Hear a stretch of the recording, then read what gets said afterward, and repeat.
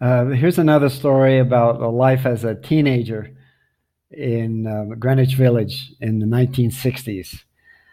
This was back when things were really a blast and they were not so expensive.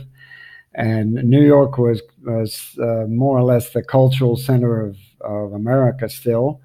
So there were a lot more interesting people and uh, things to do in New York. And one of the interesting jobs that our mother had was as kind of like a, pro, a promotional manager for a radio station, WBAI, which was kind of like a left wing, radical, counterculture type environment. So we did a lot of hanging out with her and visiting WBAI. There were a lot of interesting times. And one night, it was actually, I think it was Christmas Eve or right before Christmas. Um, we went with her and we accompanied her in our little jackets and little ties um, to a Christmas party that WBAI was sponsoring for its listeners. And unfortunately for the radio station, this was a day when one of New York's famous snowstorms decided to hit.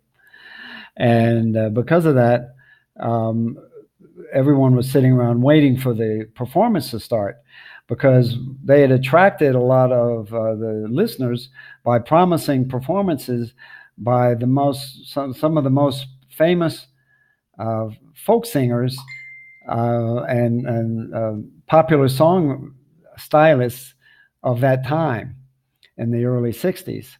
And two of them were Theodore Bikell and Pete Seeger. So a lot of people were sitting there and kind of getting a little antsy because they didn't know when the stars would appear, and because they were stuck somewhere in the snow and they couldn't perform on time.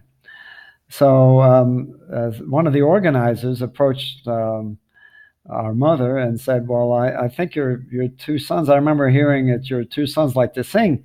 How about we put them up on stage to fill in until the real stars get here?"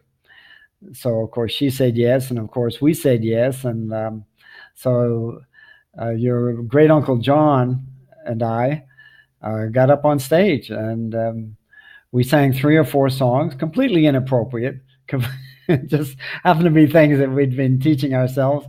And according to John, I don't remember this, but according to John, one of them was this timeless hit called "Cigarettes and Whiskey and Wild, Wild Women." I promise I will not sing it to you now, but it was that kind of, it was that quality of music. And I guess we were entertaining enough. And it wasn't too long. We finished two or three songs when the stars showed up, and we were thanked. And Pete Seeger and Theodore Bikell actually thanked us on the side of the stage as we were leaving. So I got to meet them, and I